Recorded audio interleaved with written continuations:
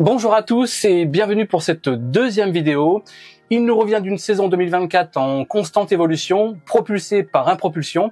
Il finira dans le top 10 de la Coupe de France Buggy Cup avec une très belle et prometteuse 8e place.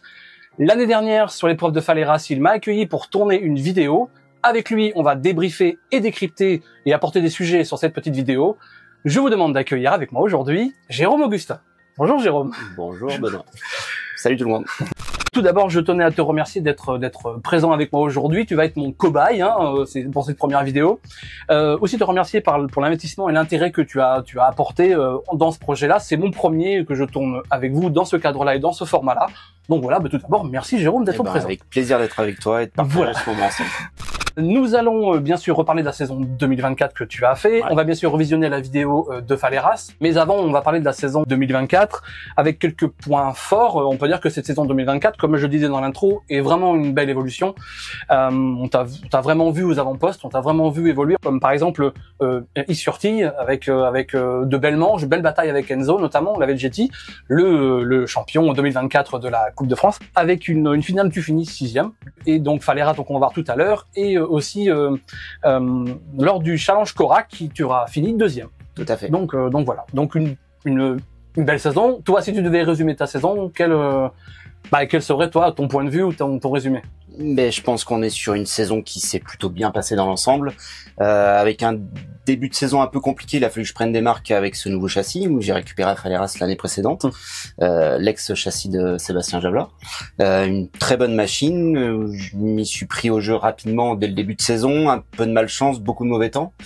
Et puis milieu de saison, avant Isurti, un petit stage avec David Mea qui m'a bien boosté dans mon pilotage. Fin de saison plutôt chouette, ce qui me fait un super classement général pour une 2e saison, donc c'est plutôt... Donc c'est très engageant pour 2025. Ouais, là on est motivé à fond, avec une machine qui va sortir des ateliers là de chez Propulsion aux petits oignons. Pilote motivé, donc ça va être chouette, ça va le faire. Bon, très bien. On continue sur la lancée 2024 alors. À fond. Avant de visionner donc la vidéo, on va vous faire un petit résumé d'une épreuve, d'une manche du championnat de France. Comment elle se déroule, combien il y a de manches, enfin bref, on va faire un petit topo. Est-ce que tu peux m'expliquer ce que tu vis toi sur un week-end de course? Ouais, généralement tout le monde arrive le vendredi soir pour s'installer déjà. Première épreuve, ouais. L'installation, récupération de la place. L'OFAC, tout est orchestré déjà depuis mercredi où on reçoit les messages sur WhatsApp, on est placé. Tout le monde s'installe, tout le monde prend ses marques. Un petit tour de piste le vendredi pour commencer à lire un petit peu, se remettre dans le bain. Ou lire la piste si on la connaît pas. Ouais. Et puis le samedi, on attaque par une première chauffe de machine déjà, voir s'il n'y a pas de soucis. On refait un petit contrôle. On démarre par les warm-up, 2 tours de warm-up le samedi matin pour tout le monde. Qui n'est pas obligatoire. Qui n'est pas obligatoire. Qui n'est pas obligatoire. Mais essentiel si on veut. Si on veut faire des réglages. Et puis surtout se mettre dans le rythme pour les chronos, parce que les chronos c'est seulement 4 tours où il faut être à fond et c'est ce qui va donner le rythme pour le week-end, les chronos. Donc il faut y être dès les chronos quoi. Samedi après-midi, on démarre par la première manche qualificative, donc de 5 tours, qui s'enchaîne par une 2e manche qualificative le samedi. Dimanche matin, 3e manche qualificative avant midi. Nous, Buggy Cup, on repart à 13h30 pour les demi-finales, qui se jouent sur 6 tours. Et puis, on a 7 tours pour la finale le dimanche soir, donc qui fait la place au week-end. Même si en manche, au chrono, on peut marquer des points. On marque des points. Une finale qui est très importante le dimanche soir pour le championnat et puis pour finir, clôturer le week-end en beauté, en espérant le finir en beauté. Donc un week-end très chargé, qui est quand même très dur en émotion, puisqu'il y a quand même 3 manches, warm-up, qualificatif, 3 manches, demi-finale, finale. On s'en rend pas compte, mais un week-end de course, c'est quand même ça fait très lourd. Pas réellement beaucoup de tours par rapport à certaines disciplines dans le sport auto où effectivement il y a beaucoup plus de tours que ça. Par contre, il y a beaucoup de départs. Ouais. Et puis c'est peu de tours mais très intense. Donc c'est une chouette discipline en tout cas. OK. Donc on va commencer cette vidéo, on va lancer la vidéo que j'ai faite donc l'année dernière sur Faleras. On va aborder quelques sujets, quelques points qui me semblent intéressants, de parler. On rentre un peu dans les coulisses d'un pilote, c'est ça la vidéo. L'intérêt de ce format-là, c'est de pouvoir discuter avec le pilote. Et on va débuter directement sur la première manche. Donc on va te voir au départ tout de suite. C'est parti. Donc là, on est sur la première manche. Donc là, effectivement, on a déjà effectué les warm-up, les chronos qui m'ont placé donc pour cette première manche. Bah, là, pour le coup, j'ai pris plutôt un super départ. Je sais plus, je crois que je suis parti en deuxième ligne, je crois. Ouais. Voilà. Deuxième ligne, je sors 3. Donc, le week-end s'annonce pas trop mal. Falera, c'est une piste que j'apprécie particulièrement. Elle est plutôt assez simple dans son tracé, mais elle a un revêtement qui est assez difficile à maîtriser. C'est une piste que j'affectionne particulièrement, déjà parce qu'elle est à la proximité de mon domicile, donc c'est plutôt chouette d'avoir les copains autour de soi pour être supporté. C'est une belle piste, c'est une piste qui est très rapide, qui est assez technique dans le feeling du pilotage. Voilà, et puis c'est la dernière, donc c'est là où tout se joue aussi. Ouais. Elle a une atmosphère un petit peu spéciale. Et on peut dépasser sur cette piste, on n'est pas sur du monotrajectoire, c'est ce qui est intéressant aussi, c'est ce qui nous manque un petit peu dans la saison, où on est souvent sur du monotrajectoire. Donc là on arrive en deuxième manche. Deuxième manche, donc là tu pars premier. Hein. Ouais, je pars extérieur de la première ligne avec Seb et Enzo. Super départ à l'extérieur, on le sait, à Faleras ça part quasi partout, intérieur, milieu, extérieur, on sait jamais trop où le prendre. L'extérieur, il faut partir devant pour sortir devant, parce qu'après on a un bac à sable qui est assez méchant quand même sur l'extérieur. Après je sais qui est à côté de moi aussi, donc ça, je savais que ça pouvait fonctionner. Et après une fois qu'on est devant, on déroule, on fait des accélérations propres, freinage propre, trajectoire propre, et puis on a le spotter qui nous guide de la distance qu'on a derrière, où on temporise un max pour assurer cette première place qui est importante pour le prochain départ, donc du coup de dimanche, où là on est le samedi soir, et finir premier un samedi soir, ça couvre une bonne un bon dimanche, un bon début de dimanche. Déjà une bonne soirée aussi quand même. Oui, c'est ça. Oui, voilà, oui. Ouais, ça permet de finir sur une bonne note le samedi, voilà, c'est plutôt ça. Cool. Donc là, la victoire, donc forcément, ça fait du bien.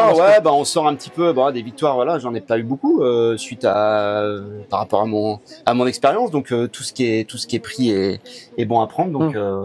Oui, carrément. Et puis là, on a Faleras. En savoir. Après chaque victoire, hein, la victoire que t'as eue à Isurti, elle est aussi savoureuse. Hein, elle fait du bien. Elle fait du bien. Alors je précise, en manche. Hein, c'était la deuxième manche, je crois. C'était la deuxième manche, il me semble aussi, avec Enzo derrière qui me faisait pas forcément de cadeaux, qui était toujours au contact en tout cas, où je le sentais prêt, avec de la pression, et c'est ce que j'adore. C'est génial. Et puis c'est une autre course quand on est devant. C'est vrai que c'est un plaisir qui est incroyable. Et on sait que c'est des gens intelligents avec qui on roule, tous les uns comme les autres d'ailleurs.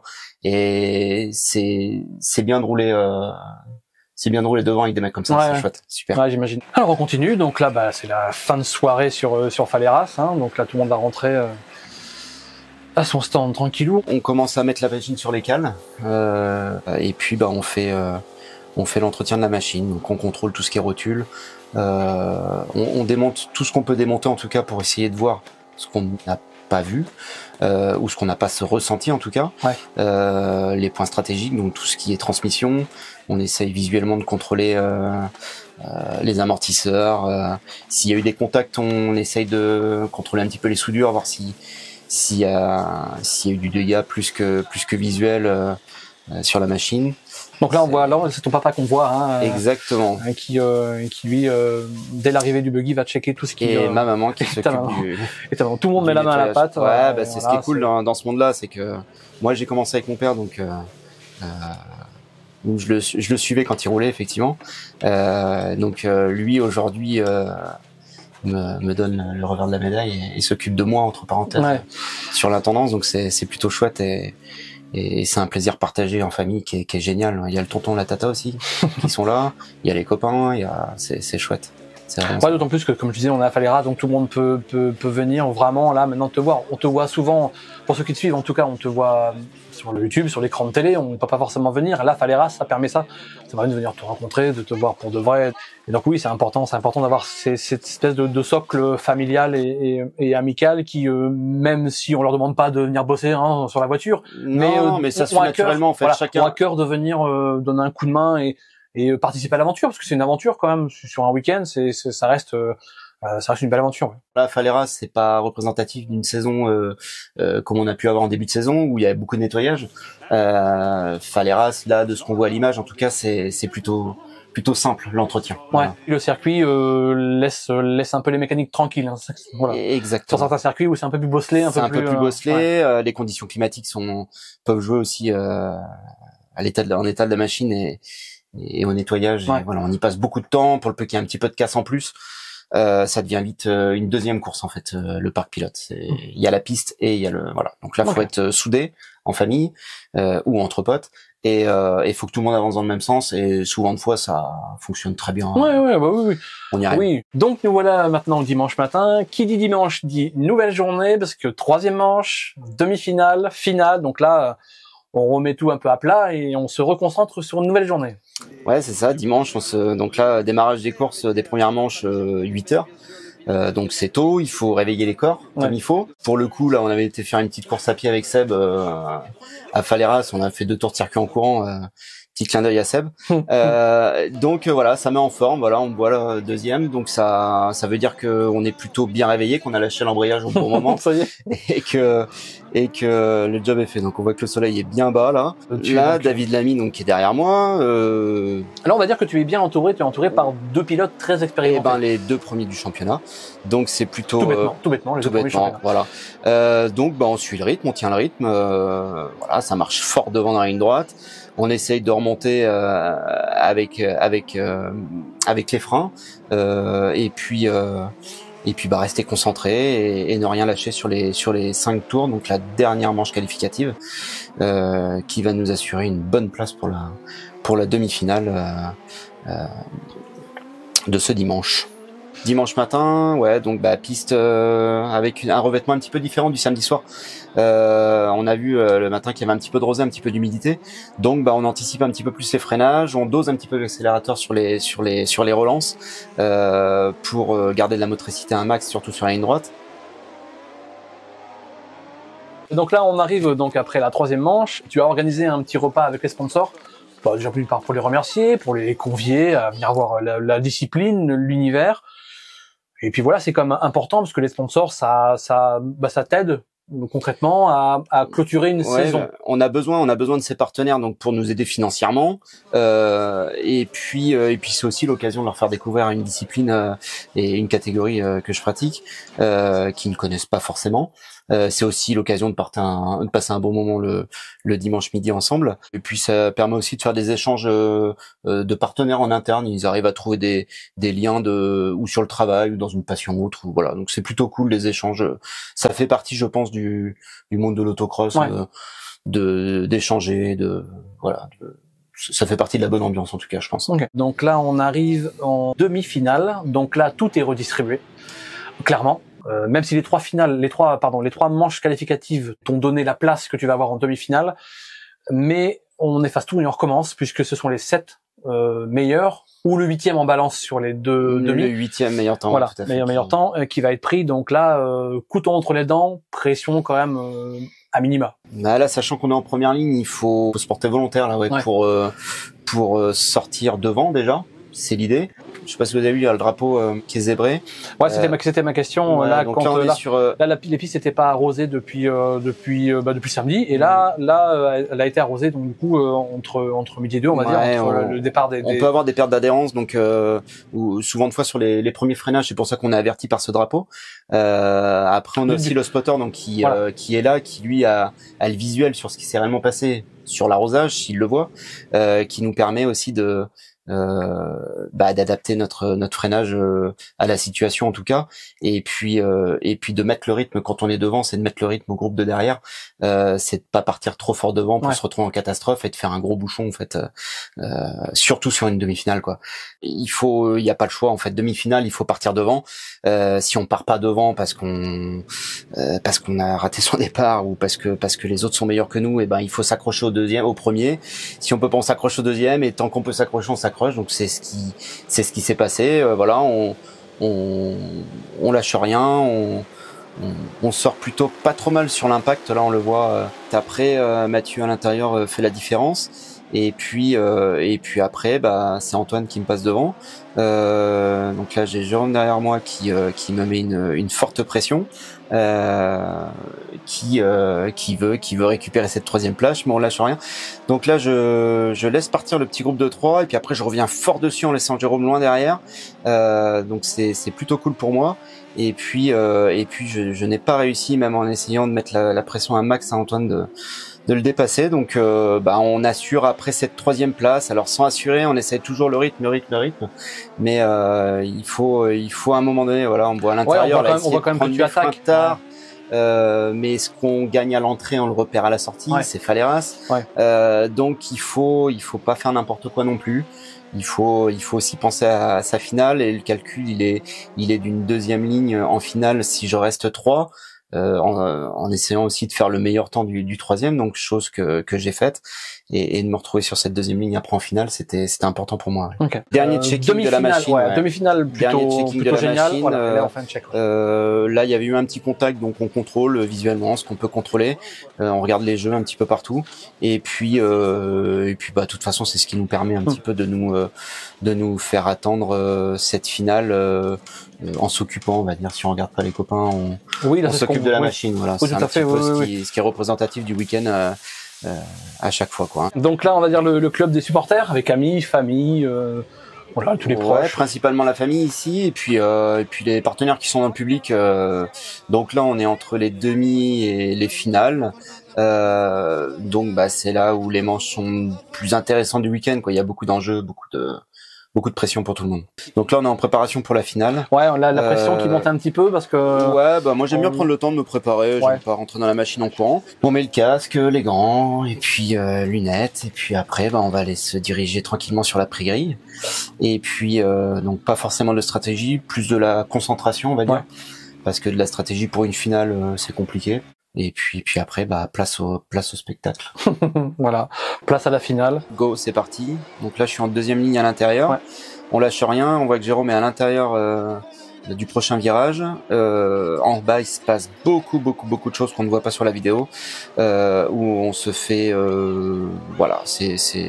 Oui, c'est une finale. C'est une finale. Donc une finale, il faut rien lâcher. Il faut tout prendre, tout ce qu'on peut prendre, on le prend. C'est le moment, quoi. C'est là où on a travaillé tout le week-end pour ces 7 tours-là. C'est la place du dimanche soir. C'est des gros points au championnat. Donc il faut tout donner. Là, on réfléchit plus, il y a plus de stratégie. On est focus sur celui qui est devant, essayer de faire sa lecture de trajectoire, voir si on peut essayer de le croiser à gauche, à droite, essayer de porter des freins. Accélérer mieux que lui, on essaie de faire des différences, savoir où est-ce qu'on peut le doubler. Quand on est chatouillé derrière, on essaye de protéger sa place, mais sans casser le rythme non plus, parce qu'une finale, il va pas attendre celui qui est derrière, il va nous dépasser, ça c'est sûr. Et puis voilà, la finale, donc c'est 7 tours. 7 tours, c'est bien, on se vide là, on finit de se vider du week-end. Quand on a fini ces 7 tours, normalement, on est bien rincé. Si on a fait le job, on est vidé, en tout cas, c'est sûr. Moi, je vais te dire que même si la place finale n'est pas forcément celle qu'on souhaite, ou à l'inverse, tant mieux si elle l'est mieux, mais au final, un week-end, en effet, il se juge sur une finale parce que c'est la finalité, forcément. Tout à fait, c'est la place, quoi. Mais il faut dire quand même que tout ce qui est vécu avant est quand même bon à prendre. Je parle des victoires en manche, des deuxième, troisième places dans les manches, demi-finale qui est plutôt réussie. Donc oui. Un classement samedi soir qui était dans le top 3, donc c'est sûr qu'une place finale 9e, c'est pas la chose que j'espérais. Maintenant, il faut le prendre comme de l'expérience acquise. C'est une deuxième saison, donc là on va en faire une troisième 2025. Il va se passer autre chose, on va arriver différent sur les circuits, avec une machine que je commence à connaître un petit peu plus, et puis hâte du premier damier à Moron, donc 2025. L'année dernière, t'as fait vraiment une évolution. T'as participé à plein d'épreuves pour justement te construire cette espèce d'expérience, tout bêtement, notamment du coup ta deuxième place au Corac, qui est quand même signe de cette évolution-là, même avec toutes les manches que tu as gagnées sur cette année, les batailles que tu as eues avec Enzo, voilà, toute cette évolution-là, moi je dis que ça paye, même si Faleras tu finis 9e et pas sur le podium, parce que pour déconner, moi, Ouais, je voulais faut pour la pas. vidéo que tu finisses sur le podium, mais parce qu'on aurait été super, bien sûr, mais voilà, une 9e place avec ce top 10 français qui est incroyable. On a quand même des pilotes qui sont quand même très doués. Tu en fais partie, bien sûr. De mon point de vue, c'est quand même, je pense, une réussite de voir cette évolution-là que tu as, et aussi parce que tu as travaillé pour ça. Voilà, tu as vraiment, tu as essayé de te forger une expérience, quoi. Il faut, je pense, rouler un max pour arriver à gratter les places de devant. Il y a pas de solution, il y a pas d'autre solution. Je pense, il faut rouler. Chose que j'ai faite donc 2024, où j'ai cumulé donc les 2 championnats. Corac, ça a été un championnat palpitant jusqu'à la dernière de N, où je tenais cette première place. Mais c'était une très bonne expérience, ces 2 championnats. Je regrette aucune de mes courses. J'ai pas de course de souffrance, peut-être du Fort où effectivement une finale rejouée, place m'échappe. Ouais. Après, c'est une décision de course où ils ont refait la finale. Je pars avec un petit peu énervé et puis on fait une erreur en bas sur le virage. Voilà, donc je m'en prends qu'à moi. C'est l'expérience que j'ai acquis et puis l'année prochaine m'en servira de toute cette année pour pas refaire les mêmes erreurs et puis essayer de démarrer sur un bon tempo pour être tout de suite dans le move et s'accrocher aux meilleurs, en tout cas pas les laisser partir, quoi. Après, on a fait un championnat assez serré au niveau points.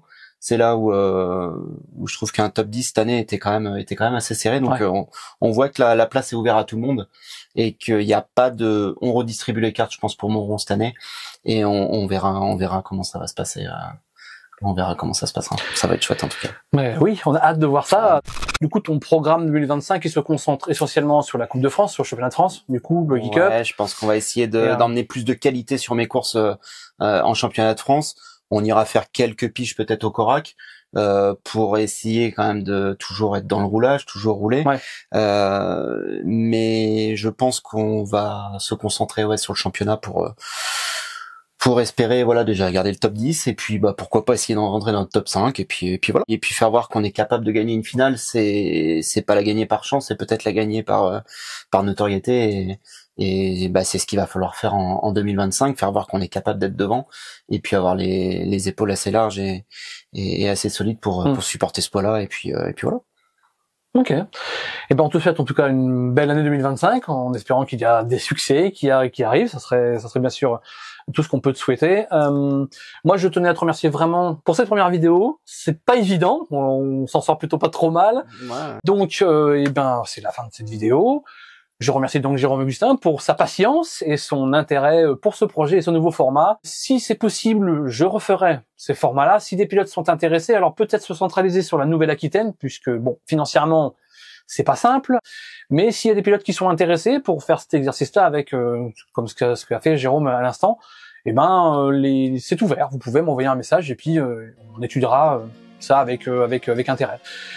Voilà, merci à tous d'avoir regardé cette vidéo. Je vous dis à bientôt. Je reviendrai pour une prochaine vidéo. D'ici là, n'hésitez pas à vous abonner. Vous pouvez commenter. Merci Jérôme. Merci Benoît. Et puis bonne saison 2025. Merci à tous et à bientôt. Ciao. Salut.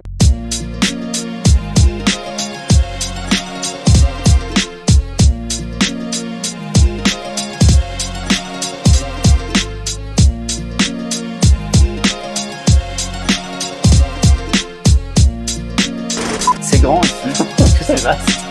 C'est trop grand. Ouais, je suis trop loin.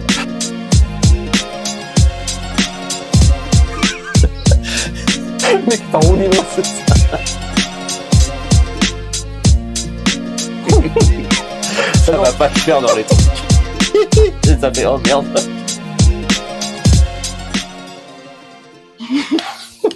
On coupera ça.